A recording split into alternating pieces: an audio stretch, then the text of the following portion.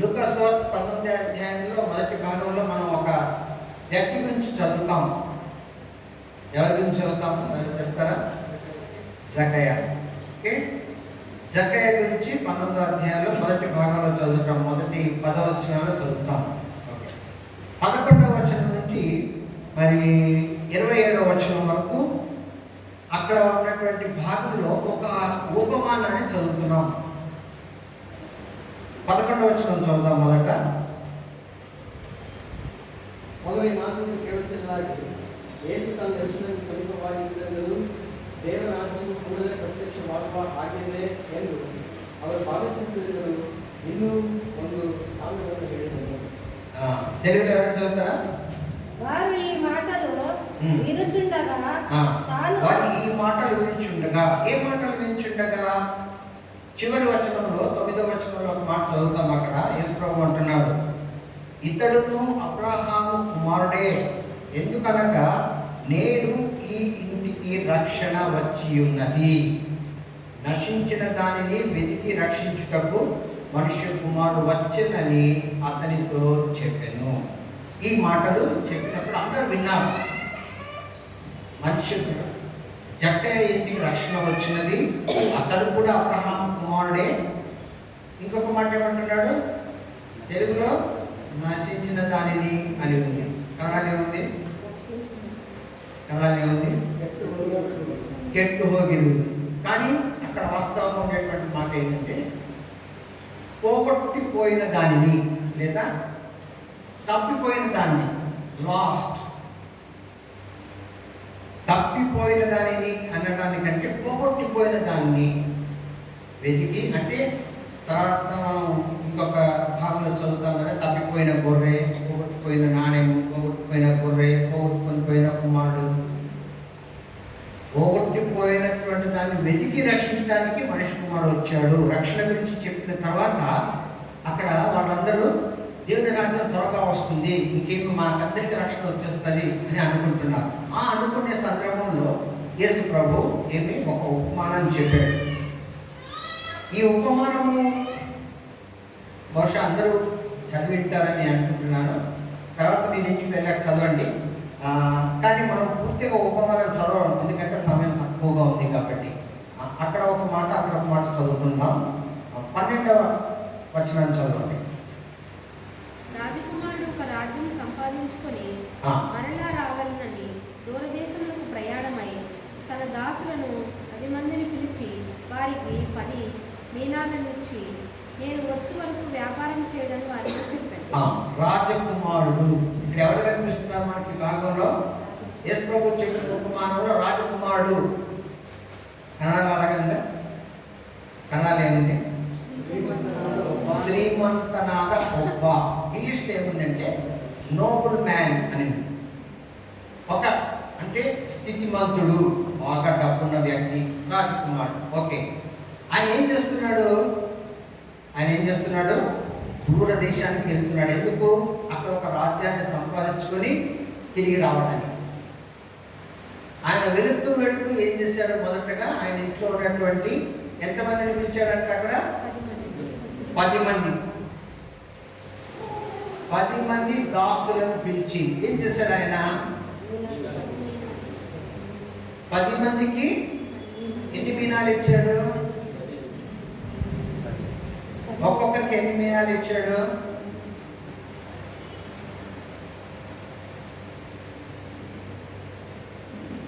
జవాబు రావడాలి. ఒక్కొక్కరికి ఎన్ని మీనాలు ఇచ్చాడు? ఒక్కొక్క మీనా ఇచ్చాడు అంతే. ఇక్కడ ఏం చదువుతున్నాం మనం? 10 మంది దాసులు పిలిచాడు, 10 మందికి 10 మీనాలు ఇచ్చాడు. అంటే ఒక్కొక్కరికి ఎంతమంది ఎన్ని వచ్చినాయి? ఒక్కరికి 1 మీనా, ఒక్కొక్కరికి 1 మీనా. 10 మందికి 10 మీనాలు ఇచ్చాడు. ఈక్వల్గా ఇచ్చాడా? ఏదైనా తారతమ్యం చూపించాడా? అక్కడ మనం చదివిన ఉపమానంలో 10 మందిని నిలబెడితే 10 మందికి ఏమి ఇస్తున్నాడు? ఒక్కొక్కరికి 1 మీనా ఇస్తున్నాడు. ఓకే, ఇచ్చిన తర్వాత వాళ్ళకి ఏం చెప్పాడు ఆయన? నేను వచ్చే వరకు వ్యాపారం చేయుడి. తెలుగులో కన్నడలో ఏముంది? ನಾನು ಬರುವ ತನಕ ವ್ಯಾಪಾರ ಮಾಡಿಕೊಂಡು ನಾನು ಬರುವ ತನಕ వ్యాపార ಮಾಡಿರಿ. ఇంగ్లీష్లో కూడా బిజినెస్ అనేది. ఓకే, ఊరికే కూర్చోవద్దండి. ఒక్కొక్క మీనా మీకు ఇచ్చాను, నేను వచ్చేంత వరకు ఏమో చేయాలి మీరు చెప్పాడు, వెళ్ళిపోయాడు. మీకు ఇంకొక ఉపమానం ఏదైనా జ్ఞాపకం వస్తుందా? ఇటువంటిది ఒక ఉపమానం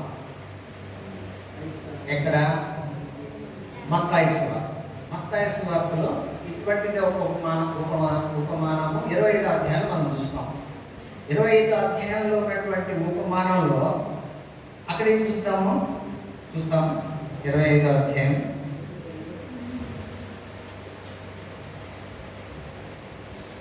14వ వచనం.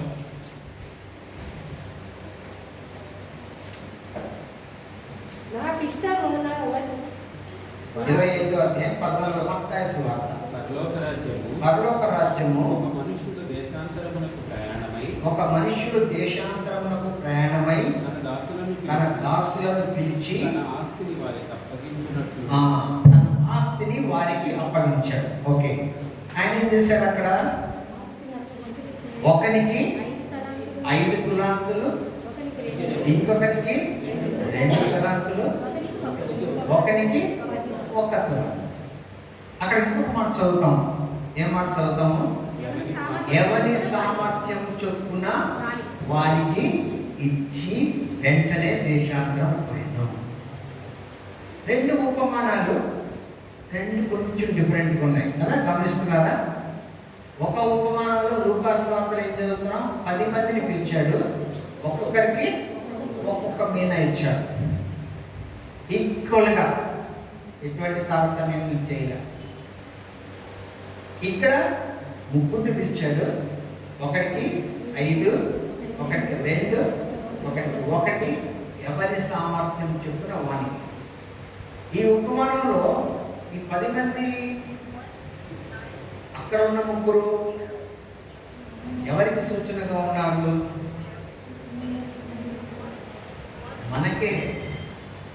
మనకు సూచనగా ఉన్నారు. ఉపమానం వెళ్ళిపోయాడు యేసు ప్రభువు. ఇక్కడికి వచ్చి ఆయన తన రక్షణ కార్యం జరిగించి వెళ్ళిపోయాడు. ఏమని చెప్పి వెళ్ళాడు? నేను తిరిగి వస్తాను.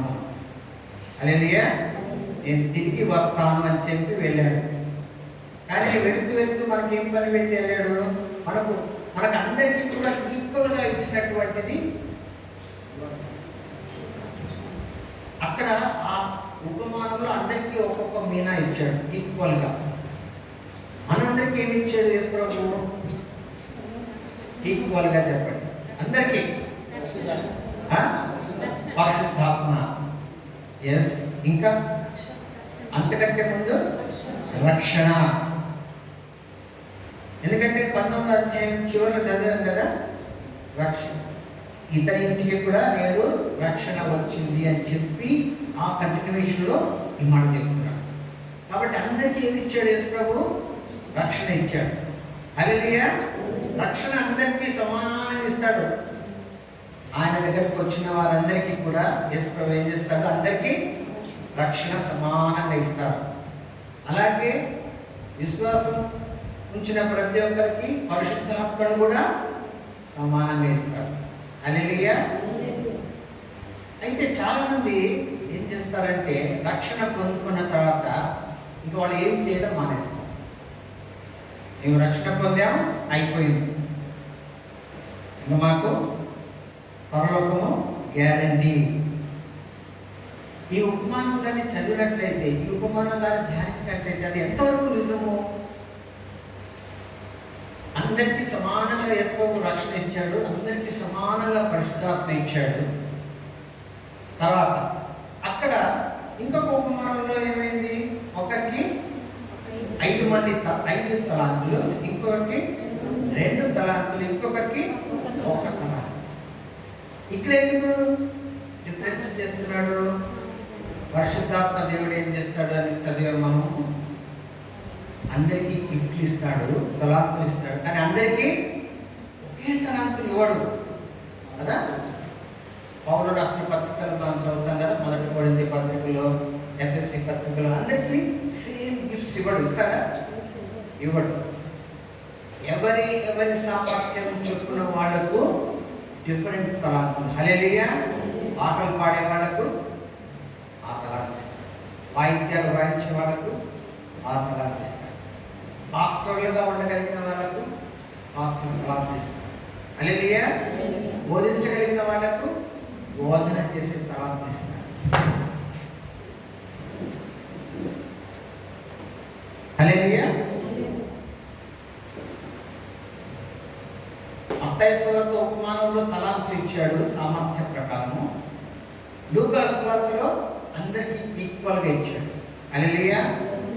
ఇక్కడ కూర్చున్న మనలో కూడా ఈ రెండు రకాల వాళ్ళు ఉన్నామా? హల్లెలూయా. అందరికీ రక్షణ ఇచ్చాడా? అందరికీ పరిశుద్ధాత్మ ఇచ్చాడా? మనలో కొంతమందికి డిఫరెంట్ తలాంతులు ఇచ్చాడు. ఈ ఉపమానంలో మనం నేర్చుకోబోయేది ఏంటంటే, ఈ తలాంతులను ఏం చేయాలంట? వాడుకోవాలి. హల్లెలూయా. వాటిని అలానే పెట్టుకొని ఉండటం కాదు, వాటిని వాడుకోవాలి. ఎందుకు? తర్వాత మనం చదువుతాం కదా, ఆయన వచ్చిన తర్వాత ఏం చేస్తాడు? వాళ్ళ దగ్గర లెక్క తీసుకుంటున్నాడు. అవునా? ఇంటికి వెళ్ళాక చదవండి, 25వ అధ్యాయంలో ఉన్న ఉపమానాన్ని చదవండి, లూకా సువార్త 14వ ఉపమానం కూడా చదవండి. ఇప్పుడు మీరు అక్కడ చూడొద్దండి, నా వైపు చూడండి. ఆయన ఏం చేస్తున్నాడు? ఈ రెండు ఉపమానాల్లో కూడా ఆయన తిరిగి వచ్చాడా లేదా చెప్పండి. ఖచ్చితంగా వచ్చాడు. యేసు ప్రభు ఖచ్చితంగా వస్తాడా? ఖచ్చితంగా వస్తాడని ఎంతమంది నమ్ముతున్నారు? మీరందరూ చేతులు ఎత్తవచ్చు. కానీ చాలామంది ఈ లోకంలో ఎలా జీవిస్తున్నారు అంటే, ఆయన వస్తాడో లేదో అన్నట్లా జీవిస్తున్నారు. వస్తాడు అందరూ నమ్ముతున్నారు, కానీ జీవితం ఎలా ఉంది? ఆయన వస్తాడో లేదో. అందుకే నేను అన్నాను కదా, వాక్యాన్ని మనం ఎంతమంది గంభీరంగా తీసుకుంటున్నాం. ఈ రెండు ఉపమానాల్లో కూడా ఒకటి కామన్గా ఉండేది ఏంటి? లూకా సువార్తలో కూడా ఆయన వచ్చిన తర్వాత ఏం తీసుకుంటున్నాడు? లెక్క కదా.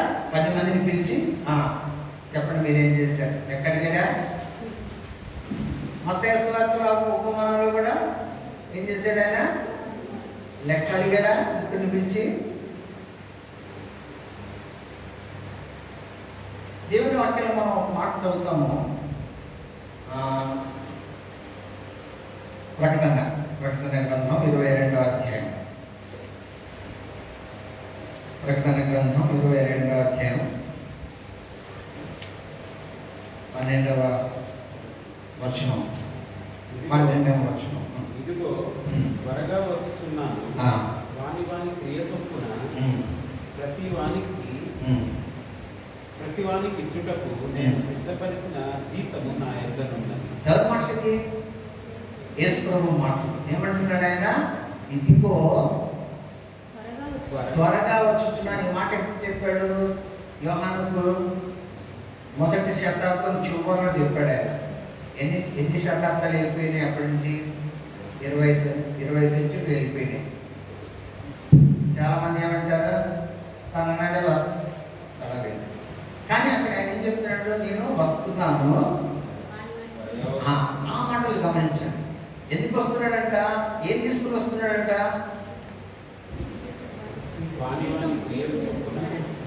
వాని క్రియల చొప్పున ప్రతి వానికి ఇచ్చుటకు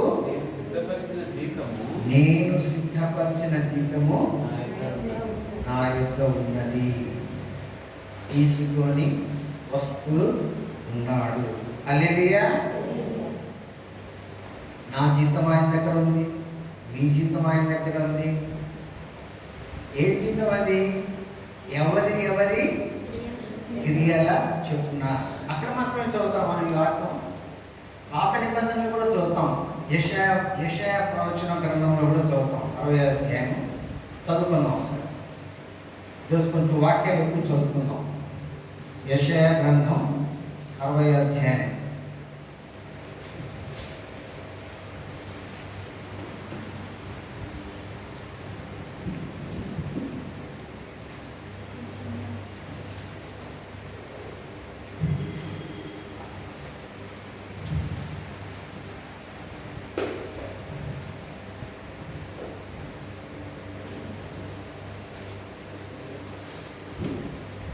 62వ అధ్యాయం 11వ వచనం. ఆలకించుడి, ఆలకించుడి, భూదిగంతముల వరకు యెహోవా సమాచారము ప్రకటింపజేస్తున్నాడు. ఇదిగో రక్షణ నీ యొద్దకు వచ్చుచున్నది. ఇదిగో ఆయన ఇచ్చు బహుమానము ఆయన యొద్దనే ఉన్నది. ఇదిగో రక్షణ నీ యొద్దకు వచ్చుచున్నది. రక్షణ అంటే ఏంటి? యేసు ప్రభువే. యేసు ప్రభువుకి ఇంకొక మాట, యెహోవా నా రక్షణ. దావీదు అన్నాడా కీర్తనల్లో, the lord is my salvation. రక్షణ మీ ఎదురుకు వచ్చుచున్నది అంటే ఎవరు వస్తున్నారు? యేసు ప్రభు. ఇంకా ఆయన ఇచ్చు జీతము, ఆయన ఇచ్చు జీతము ఆయన తీసుకొని వచ్చుచున్నాడు. హల్లెలూయా. 40వ అధ్యాయం యెషయా 40వ అధ్యాయం 10వ వచనం.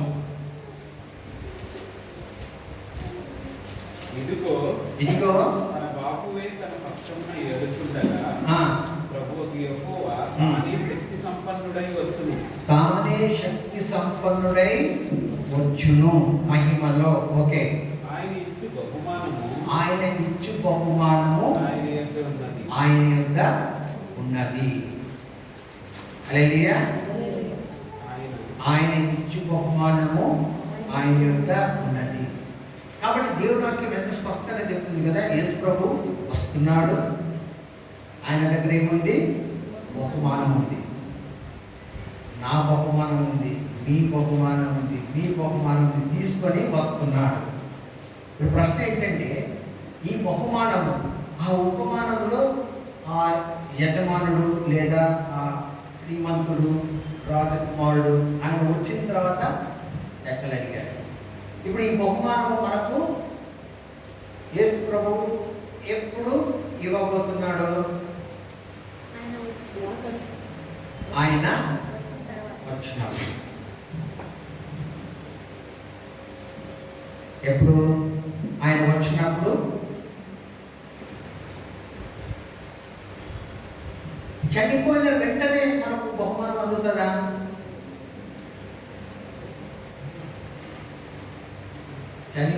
ఇప్పుడు ఒక విశ్వాసి చనిపోయాడు, చనిపోయిన వెంటనే ఆ వ్యక్తికి బహుమానం అందుతుందా? వాక్యం ఏం చెప్తుంది?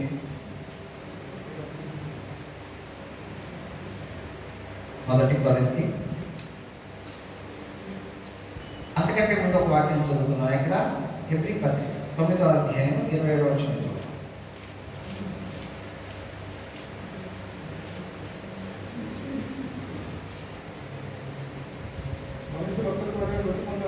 మనుషులు ఒక్కసారే వృత్తి పొందవలెనని నియమింపబడెను, ఆ తరువాత తీర్పు జరుగు. కాబట్టి బహుమానం అనేది ఎప్పుడు ఇస్తాడు? తీర్పు జరిగినప్పుడు ఇస్తాడు. హల్లెలూయా. తీర్పు అంటే ఏంటి? జడ్జిమెంట్ కదా, జడ్జిమెంట్. ఓకే. మొదటి కొరింథీ 4వ అధ్యాయంలో ఒక మాట చదువుతున్నాం. 4వ అధ్యాయం 5వ వచనం. కాబట్టి సమయము రాకమునకు అనగా ప్రభువు వచ్చు వరకు దేనిని గురించి తీర్పు తీర్చకుడి. ఎప్పటి వరకు? ప్రభువు వచ్చే వరకు. ఎందుకంటే తీర్పు ఎప్పుడు జరుగుతుంది? ఆయన వచ్చినప్పుడే. అందుకే మనం ఎవరి మీద జడ్జిమెంట్ పాస్ చేయకూడదని చెప్తున్నాడు. ఎవరిని మీరు తీర్పు తీర్చవద్దండి. ఎందుకంటే తీర్పు తీర్చేది ఎవరు? కానీ అది ఎప్పుడు తెలుస్తాడా? అది ఎప్పుడు జరుగుతుంది? ఆయన వచ్చినప్పుడు. ఓకే. 2వ కొరింథీ 5వ అధ్యాయం.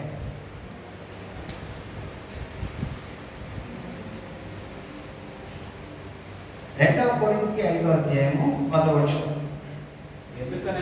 ఎందుకనగా గమనించండి, తాము జరిగించిన క్రియల చొప్పున అవి మంచివైనను సరే, చెడ్డవైనను సరే, దేహముతో జరిగించిన వాటి ఫలమును ప్రతి వాడును పొందునట్లు మనమందరము క్రీస్తు న్యాయపీఠ ప్రత్యక్షము కావలియు. పౌలు ఎవరితో చెప్తున్నాడు ఈ మాటలు? ఎవరితో చెప్తున్నాడు? కొరింథీ విశ్వాసం. అంటే ఎవరికి ఈ మాటలు? విశ్వాసులకు. మనము విశ్వాసుల గుంపులో ఉన్నట్లయితే ఈ మాటలు మనకు కూడా, హల్లెలూయా, మనకు కూడా వర్తించేటువంటి మాటలు చెప్తున్నాడు. మనమందరం ఎక్కడ నిలబడాలంట? క్రీస్తు యేసు యొక్క న్యాయపీఠము ఎదుట. యజమానుడు ఇంటికి వచ్చిన తర్వాత, దూర ప్రయాణం నుంచి లేదా రాజ్యాన్ని తీసుకుని వచ్చిన తర్వాత ఇంటికి వస్తూనే ఆయన ముందు ఏం చేశారు? వీళ్ళందరూ నిలబడ్డారా? 10 మంది నిలబడ్డారా? అక్కడ 3 నిలబడ్డారా? అవును, నిలబడాల్సిందే. హల్లెలూయా. ఇంకొక మాట చదువుకుందాం. రోమా పత్రిక 14వ అధ్యాయంలో. ఈ మాట ఎందుకు నేను మరి చదివిస్తున్నాను అంటే, ఇది ఎంత గంభీరమైన విషయం అనేది మనం గమనించాలి. 14వ అధ్యాయం వచనము 10వ వచనం నుంచి చదువుతున్నామా? ఈ సహోదరుని నిరాకరింపనేగా మనమందరం దేవుని న్యాయపీఠము ఎదుట నిలుతుంది. అది కూడా ఎవరికి రాసిన మా పత్రిక? విశ్వాసులకి పౌలు రాశాడు. మనం అందరం ఎక్కడ నిలబడాలంట? న్యాయపీఠం ఎదుట నిలబడాలి. ఇంకా చదవండి. నా తోడు ప్రతి మోకాలును నా ఎదుట వంగును, ప్రతి నాలుకయు దేవుని స్తుతించును అని చెప్పుచున్నాడు. అని వ్రాయబడి ఉన్నది కనుక మనలో ప్రతివాడును తన్ను గురించి దేవునికి లెక్క అప్పగింపవలెను. మనలో ప్రతివాడును తన్ను గురించి దేవునికి లెక్క అప్పగింపవలెను. నా లెక్క ఎవరిస్తారు దేవునికి? నేనే. నాకేమేమి ఇచ్చాడు దేవుడు? యేసు ప్రభు నాకేమి ఇచ్చాడు? రక్షణ ఇచ్చాడు, పరిశుద్ధాత్మను ఇచ్చాడు, తర్వాత నాకేమున్నటువంటి తలాంతులు ఇచ్చాడు. బోధించేది నాకు ఇచ్చిన తలాంతులు. కాబట్టి ఆయన వచ్చినప్పుడు ఖచ్చితంగా నేను ఆయన ముందు నిలబడాలి కదా. నిలబడి ఏం చేయాలి? లెక్క చెప్పాలి. నేను ఒక్కడే కాదు, మీరు కూడా. హల్లెలూయా. మనం అందరం కూడా ఆయన ముందు నిలబడాలి.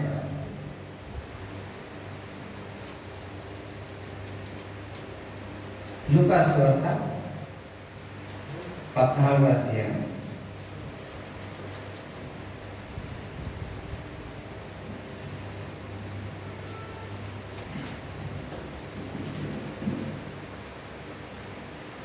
14వ అధ్యాయంలో ఒక విందుకు వెళ్ళాడు యేసు ప్రభు.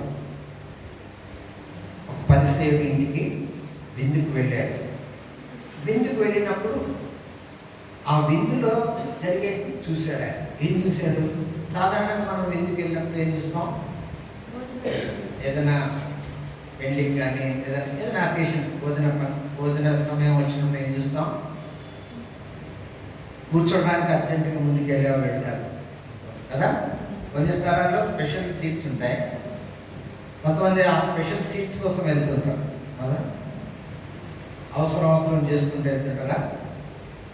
అదంతా చూసాడు ఆయన. యేసు ప్రభు చూస్తే ఏమన్నాడు? అక్కడ మీరు స్పెషల్ సీట్లో వెళ్ళి కూర్చోవద్దండి అని చెప్పాడు. అక్కడ స్పెషల్ సీట్లో వెళ్ళి కూర్చుంటే మీరు పిలిచిన గెస్ట్ వచ్చేసి నీకంటే ఒక ముఖ్యమైన వ్యక్తి వస్తే ఆయన ఎదురు కూర్చొని చెప్తాడు, కొంచెం మీ ప్లేస్ ఇస్తావా?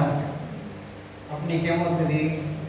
కాబట్టి ఆయన ఉమ్మాని చెప్తూ తగ్గించుకోండి, మీరు తగ్గించుకుంటే మీరు హెచ్చించబడతారని చెప్పి ఆయన ఇన్వైట్ చేశాడు కదా. ఆ వ్యక్తితో మాట అంటున్నాడు. చదువుతామా? 12వ వచనం నుంచి. మరియు ఆయన తను పిలిచిన వారితో ఇట్లనెను, నీవు పగటి విందైనను రాత్రి విందైనను చెల్లినప్పుడు నీ స్నేహితులనైనను నీ సహోదరులనైనను నీ బంధువులనైనను ధనవంతులకు నీ పొరుగు వారినైనను పిలువవద్దు. వారు ఒకవేళ నిన్ను మరలా పిలుపురు కనుక నీవు ప్రత్యుపకారము నీకు ప్రత్యుపకారము కలుగును. అయితే నీవు విందు చేయనప్పుడు పేదలను అంగహీనులను గుడ్డివాళ్ళను పిలువము. నీకు ప్రత్యుపకారము చేయుటకు గాని వారి ఏమీ లేదు కనుక నీవు ధన్యుడవు. చూడండి, యేసు ప్రభు ఈ మాట చెప్పాడు. ఇది నిన్నట్లు చదువుతున్నప్పుడు అప్పుడు నేను కొంచెం ఆలోచనలో పెట్టాను. ఎన్నిసార్లు మనం ఏదైనా ఒకేషన్స్ చేయాలా, బర్త్డేలు వచ్చినాయంటే ఏం చేస్తామంటే అంటే మా వాళ్ళకి ఇచ్చుకుంటాం కదా, బంధువులని పిలుచుకుంటాం, ఫ్రెండ్స్ని పిలుచుకుంటాం. కానీ యేసు ప్రభు ఎంత మాట అంటున్నాడు, ఆయన మా మీరు తెలుసుకున్న ఎవరికి పిలవద్దండి. ఎవరు పిలవమన్నాడు? గుడ్డి వాళ్ళను, ట్రిపిల్డ్, పేదవాళ్ళను వాళ్ళకి పెడితే ఆ బ్లెస్సింగ్ నీకు ఎక్కడ వస్తుందంట?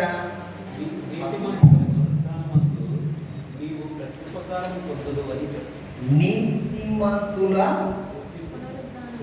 పునరుత్థానమునందు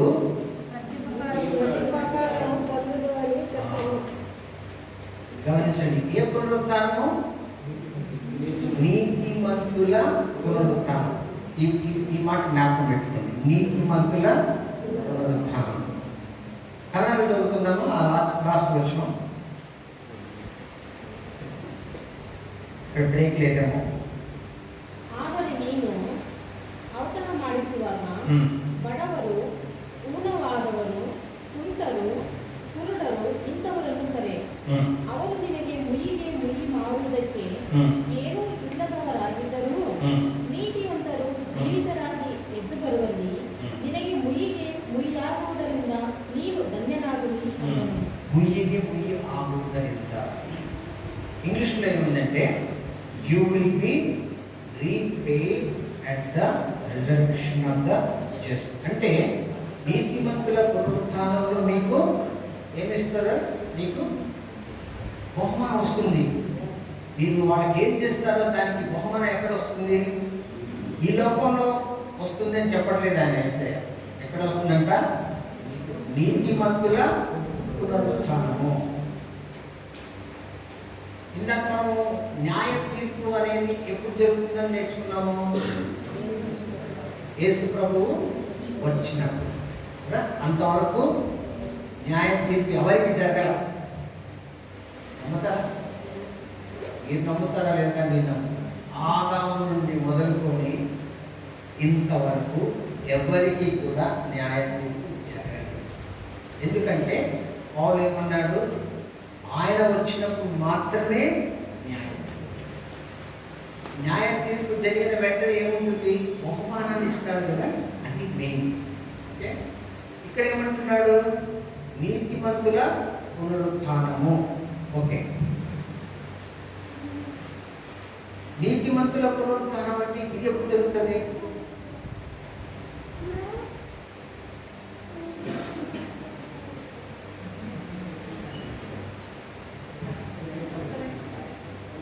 ఆయన వచ్చినప్పుడే. నీతిమంతుల పునరుత్థానము యేసు ప్రభు వచ్చినప్పుడే. పునరుత్థానం గురించి 1 కొరింథీ 15వ అధ్యాయంలో ఉంది. 1 తెస్సలోనికీ పత్రిక 4వ అధ్యాయంలో ఉంది. పునరుత్థానం యేసయ్య వచ్చినప్పుడు ఏం జరుగుతుంది? యేసు ప్రభు వచ్చినప్పుడు ఏం జరుగుతుంది అని మనం మీ జ్ఞాపకం ఉంది, మీరు చదువుకున్నది విందని చెప్పండి. ఏం జరుగుతుంది ఆయన వచ్చినప్పుడు? మృతులైన వారు ఎవరు? ప్రభువునందు నిద్రించిన వారు. ఎవరైతే నీతిమంతులుగా మరణించి ఉంటారో వాళ్ళు. ఆదాము కయీను లేస్తాడా? కయీను లేస్తాడా? లేకోడు. ఎందుకంటే కయీను నీతిమంతుడు కాడు. ఆదాము లేస్తాడా? లేస్తాడు. ఈ ఆదాము మొదలుకొని ఎంతమంది నీతిమంతులుగా ఆయన వచ్చేంత వరకు మరణించి ఉంటారో, ఒకవేళ మనం జీవించి ఉంటే మనం ఏమవుతాము? మార్పాటు. హల్లెలూయా. మనం ప్రస్తుతం ఏ దేహంలో ఉన్నామని మనం నేర్చుకున్నాం చెప్పండి. మనకు ఉండేటువంటి దేహం ఎటువంటి దేహం? మట్టి దేహమే వాక్య ప్రకారం. వాక్యంలో ఏముంది చదువుకుందాం ఒకసారి. 1 కొరింథీ 15వ అధ్యాయం. మనం వాక్యంలో ఉండే మాటలు చెప్పడం నేర్చుకుంటే బాగుంటుంది. మోర్టల్ బాడీ,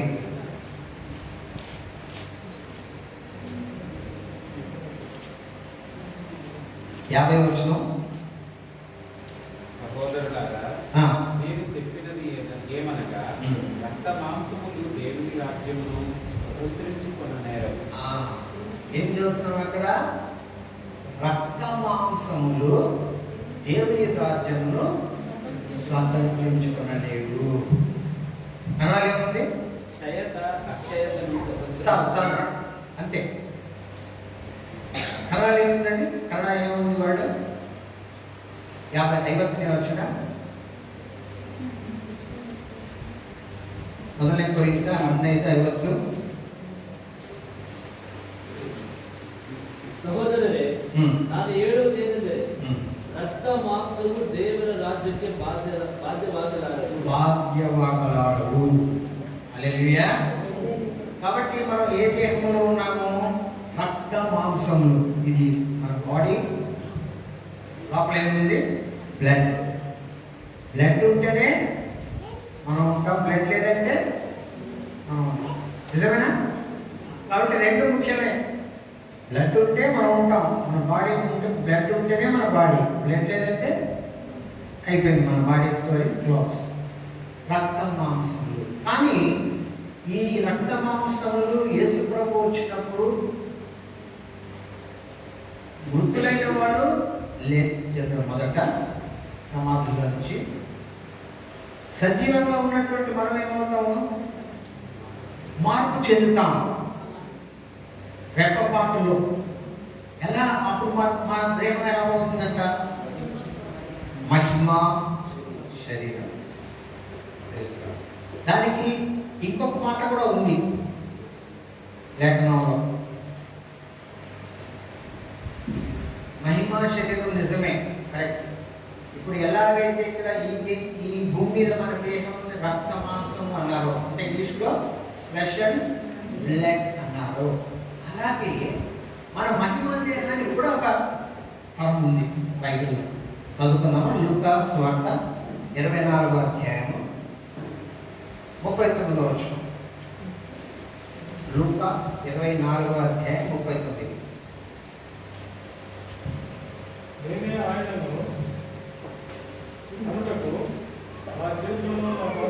నేనే ఆయనను అనుటకు ఆ చేతులను అంటే ఇక్కడ అక్కడ సందర్భం ఏంటంటే యేసు ప్రభు ఆ శిష్యులు ఉన్నప్పుడు మధ్యలో వచ్చి నిలబడ్డాడు. ఆయన భయపడ్డారు అందరూ. తలుపులు మూసే ఉన్నాయి, లోపలికి వచ్చేసాడు. భయపడ్డారు అందరూ. అప్పుడు ఆయన అవునా కాదా, ఆయన ఆత్మనా అని అంటున్నప్పుడు ఆయన ఏమంటున్నాడు? నేనే ఆయన అనుటకు నా చేతులలో నా పాదములను చూడుడి, నన్ను పట్టి చూడుడి, నాకు ఉన్నట్లుగా మీరు చూచుచున్న ఎముకలను మాంసమును భూతమునకు ఉండదు. భూతము అని తెలుగులో ఉంది, ఇంగ్లీష్లో స్పిరిట్ అని ఉంది. కథలు ఏముందో తెలియదు. భూత, స్పిరిట్కి బాడీ ఉండదు. పట్టాలి. బహుశా స్పిరిట్లను చూడగలిగిన వాళ్ళకు తెలిసింది బాగా. చూసి కొంతమంది కనిపిస్తాయి స్పిరిట్స్, నాకు ఇంతవరకు కనిపించలేదు. నా భార్యకు ఎన్నోసార్లు కనిపించాను. వాటికి దేహం ఉండదు.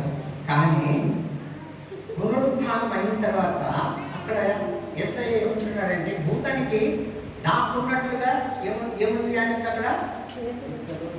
ఎముకలు మాంసం. ఇంగ్లీష్లో ఏముందంటే ఫ్లెష్ అండ్ బోన్స్. గుర్తుపెట్టుకోండి, ఇది వాక్యం చెప్పే సత్యమే. Flesh and bones. మహిమా శరీరము, అక్షయమైన శరీరము, అమర్త్యమైన శరీరము. ఇంకొక టెక్నికల్ టర్మ్ ఏంటంటే ఫ్లెష్ అండ్ బోన్స్. బ్లడ్ ఉండదు. పునరుత్థానం అయిన తర్వాత ఇంకా బ్లడ్ అవసరం లేదు, కాబట్టి బ్లడ్ ఉండదు. బట్ బాడీ ఉంటుంది, బోన్స్ ఉంటుంది. ఆ బాడీని మనం టచ్ చేయగలమా? ఎస్, నేను నమ్ముతున్నాను, మీరు నమ్ముతారని నాకు తెలియదు. ఎందుకంటే యేసు ప్రభు అన్నాడు, ముట్టి ముట్టి చూడండి. ఆయన చెప్పిన మాట నేను నమ్ముతాను. ఇంకా ఏ ప్రీచర్ ఏం చెప్తూ కూడా నేను ఆయన ఏమంటున్నాడు, భూతానికి ఉండదు, నాకేముంది, ఫ్లెష్ ఉంది, బోన్స్ ఉన్నాయి, ముట్టండి చూడండి. అది ఎప్పుడు చెప్తున్న మాట యేసు ప్రభువు? పునరుత్థానం అయిన తర్వాత. పునరుత్థానం అయ్యే వాళ్ళందరికీ ఇప్పుడు ఫస్ట్ ఎవరైంది పునరుత్థానము ఈ భూమి మీద? యేసయ్య ఒక్కడే. చనిపోయిన వాళ్ళలో లేచినటువంటి ఒకే ఒక వ్యక్తి యేసయ్య. నెక్స్ట్ మనకు వస్తుంది ఆ బాధ్యత, ఆ ధన్యత. హల్లెలూయా. మనం కానీ ఆ గుంపులో ఉంటే ఆ ధన్యత ఎవరిది? మనకు. మహిమా దేశం, మహిమా దేహం. ఆ దేహంలో యేసు ప్రభు తిన్నాడు, తెలుసా? దేవుని మీ దగ్గర అని అడిగాడు. చేపలు 2 ముక్కలు తిన్నాడా? పౌలు అన్నాడు, 1 కొరింథీ 15వ అధ్యాయం అనుకుంటా, ఆయన లేచిన తర్వాత ఆయనతో కూడా మేము తిని తాగినాము, కాబట్టి ఈరోజు మేము ఆయన గురించి మీకు సాక్ష్యం ఇస్తున్నాం అన్నాడు ఆయన. హల్లెలూయా. కాబట్టి ఆ రిజరెక్షన్ అనేది జరిగినప్పుడు ఎవరు లేస్తారు? నీతిమంతులు మాత్రమే. ఇప్పుడు మనం చదివిన ఈ 2 ఉపమానాలలో ఎవరు లేస్తారో చెప్పండి. ఓకే, ఆ ఉపమానం సెకండ్ పార్ట్ మనం వినలేదు కదా మీరు? సెకండ్ పార్ట్ ఏంటంటే వాళ్ళు లెక్క చెప్పినారు. లెక్క నిలబడి చెప్పినప్పుడు ఆ 10 మందిలో ఫస్ట్ వాడు మనకి ఎన్ని మీనాలు ఇచ్చాడు? 1. ఆయన ఎన్ని మీనాలు వాపస్ ఇచ్చాడు? రిటర్న్ 10 ఇచ్చాడు. లూకాసు సువార్త 19వ అధ్యాయం లెక్క ఇచ్చినప్పుడు ఆయన ఎన్ని ఇచ్చాడు చూద్దామా?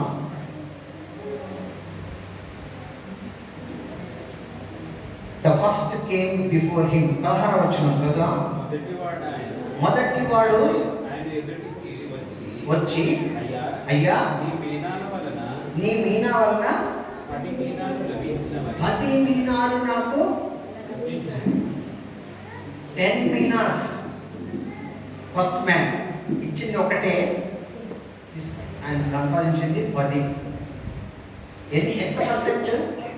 టీచర్ చెప్పచ్చు కక్కని. ఎంత పర్సెంట్? 1000%. అది 1:10, 1:100, 1:2, 200, 1:10, 1000%. నేను లెక్కేసి చెప్తున్నా. నాకు నేను పెద్ద మ్యాథమెటిక్స్ కాదు. నేను ఇందాక ధ్యానించేటప్పుడు లెక్కలు వేసుకున్నాను. నేను 1000%. ఊరికే ఉండలేదు ఆయన. ఆయనకు వచ్చిన రక్షణను, ఆయనకి ఇచ్చిన పరిశుద్ధాత్మను ఆయన ఏం చేశాడు? ఊరికే పెట్టుకోలేదు. ఆయన లేస్తాడు, పునరుత్థానంలో ఆయన లేస్తాడు. రెండవవాడు ఆయన కూడా వచ్చాడు. ఆయన వచ్చి ఆయన ఏం ఇచ్చాడు? అంతటా ఆ, రెండవవాడు వచ్చి ఆ, అయ్యా అయ్యా ఈ మీనా వలన ఆ, 5 మీనాలు లభించినవని. 5 500%. 1 5. ఈయన కూడా లేస్తాడు. మూడవవాడు మరి ఒకడు వచ్చి అయ్యా అయ్యా ఇదిగో నీ మీనా, ఆ, నీవు పెట్టిన ఓకే, అది ఇంటికి వెళ్ళి చదువుకోండి. వాడు ఏం చేశాడు? 1 ఇచ్చాడు. అయ్యా నువ్వు చాలా కఠినుడు అని నాకు తెలుసు. నిజంగా యేసు ప్రభు కఠినుడు అని అనుకునే విశ్వాసులు ఉంటారా? ఈ ఉపమానం చదివినప్పుడు నాకు క్వశ్చన్ వచ్చింది. నిజంగా ఉంటారా? అటువంటి వాళ్ళు ఉంటారేమో. యేసయ్య చెప్పాడు అన్నమాట. ఈయనేమన్నాడు? నువ్వు చాలా కఠినుడు, ఎక్కడ విత్తవో అక్కడ కోస్తావో, ఎక్కడ చల్లవో అక్కడ పుచ్చుకుంటావు, కాబట్టి నీ దాన్ని తీసుకుపోయి ఖర్చులో కట్టి పెట్టుకున్నాను అన్నాడు ఆయన. 1 తీసుకుని ఆయన నీకు ఇచ్చేస్తాను. ఆయన నా రక్షణ భద్రంగా ఉంది అనుకున్నాడు. తర్వాత ఆ యజమాని ఏం చేశాడు ఆయనకి? ఏం చేశాడు ఆయన?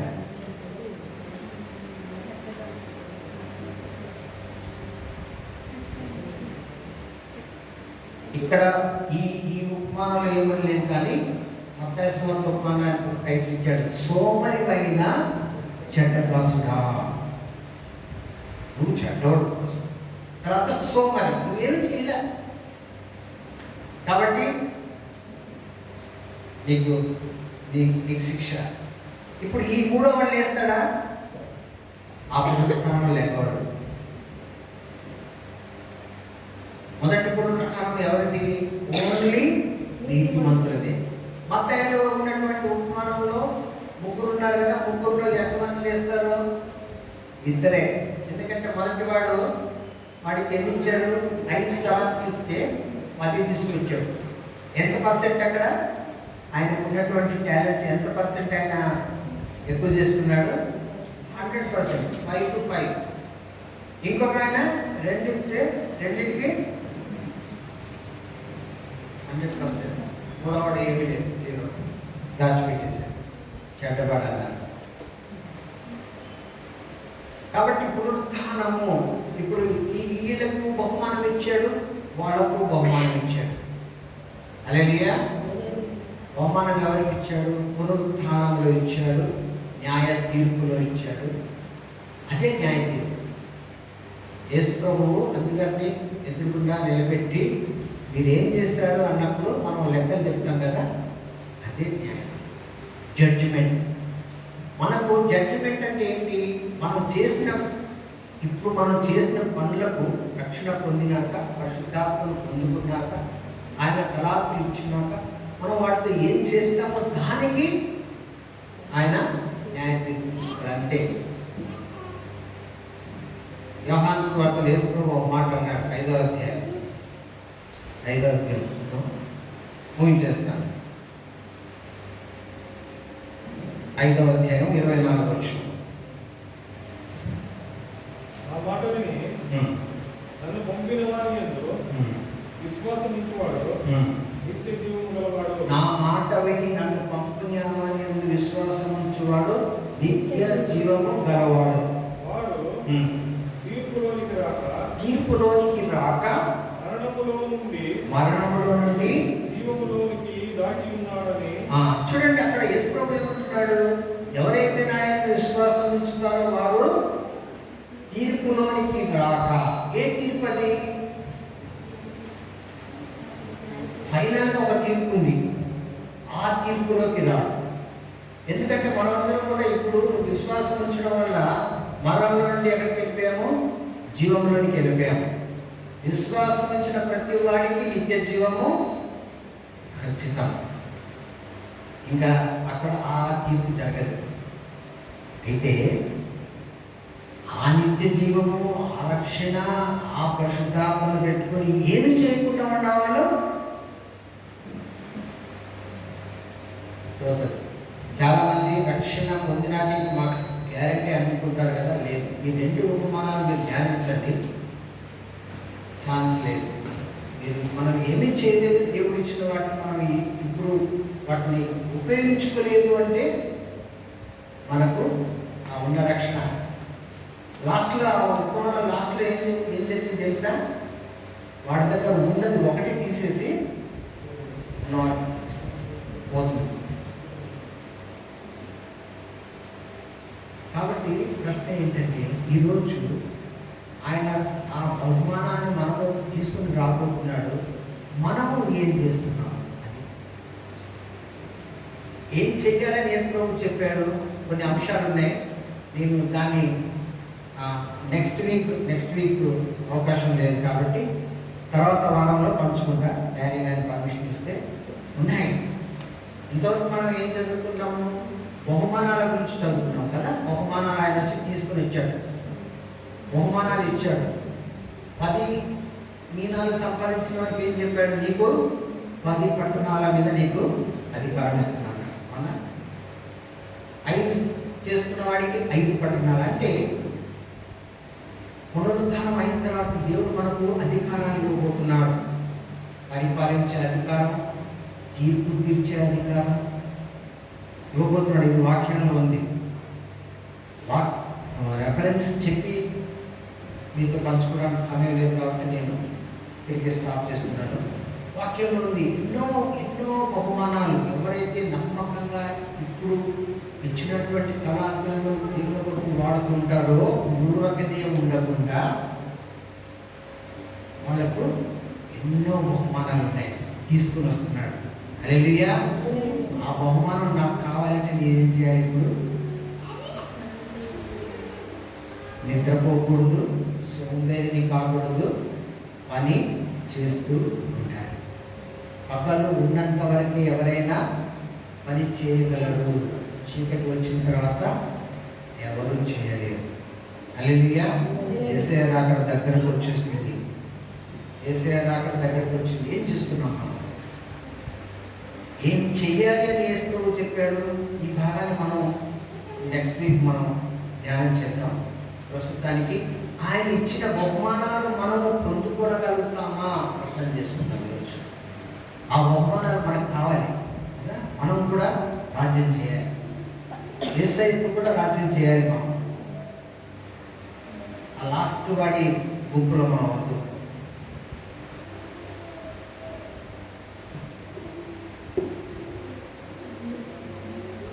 రక్షణ పొందిన వాళ్ళు ఎవరు కూడా ఊరకనే ఉండటానికి అవకాశం లేదు. ఇది దేవుని మాట. ఎందుకంటే లెక్క ఆయన అడుగుతాడు. పోయేటప్పుడు చెప్పాడు కదా, దీంతో మీరు ఏం చేయమన్నాడు? వ్యాపారం చేయండి అంటే దాని అర్థం ఏంటి? దాన్ని వాడండి అంతే. Use your gift, use your talent, use your time. మనకి ఎన్ని ఇచ్చాడు దేవుడు? సమయం ఇచ్చాడు, అందరికి ఇచ్చాడు కదా. అది కూడా ఒక టాలెంట్. సమయాన్ని ఆయన కొరకు వాడాలి, రక్షణను ఆయన కొరకు వాడాలి, పరిశుద్ధాత్మ ఇచ్చినటువంటి ఆ అభిషేకాన్ని ఆయన కొరకు వాడాలి. ఆయన రావడం ఖచ్చితం, మనం బహుమానం ఇవ్వటము ఖచ్చితం. మనల్ని ఎవరిని ఆయన ఖండం చేయడు, కానీ మన పనికి తగినట్లుగా ఆ రోజు బహుమానం ఇస్తాడు. హల్లెలూయా. ఆ బహుమానానికి మనం సిద్ధపడదామా? ప్రార్థన చేద్దాం. తలవంచుకుని. మాట తప్పని వాడు. ఈ వాక్యం ధ్యానించినప్పుడు నా మనసులో అదే ఒకటే ఒక మాట. ఇది ఒక కథ కాదు, ఒక కల్పన కథ అసలే కాదు. యేసయ్య చెప్పాడు, చెప్పిన మాట వాస్తవంగా జరిగేటువంటి విషయం. మనం ఇప్పుడు ఈ దేహంలో మనం ఏం చేస్తున్నామో దానికి ఆయన బహుమానం తీసుకొని వస్తున్నాడు. ఆయన వచ్చినప్పుడు ఆయన ఎదుట మన దేహంలో చేసిన ప్రతి దానికి లెక్క ఇచ్చినప్పుడు ఆయన బహుమానం మనకు వస్తున్నాడు.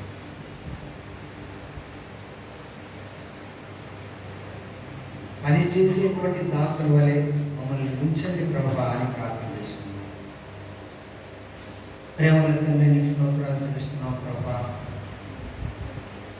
ప్రతి వారి జీతము నా చేతిలో ఉన్నది, నేను తీసుకుని వస్తున్నాను అన్నావు ప్రభా. నేను వచ్చే సమయం దగ్గరకు వచ్చింది.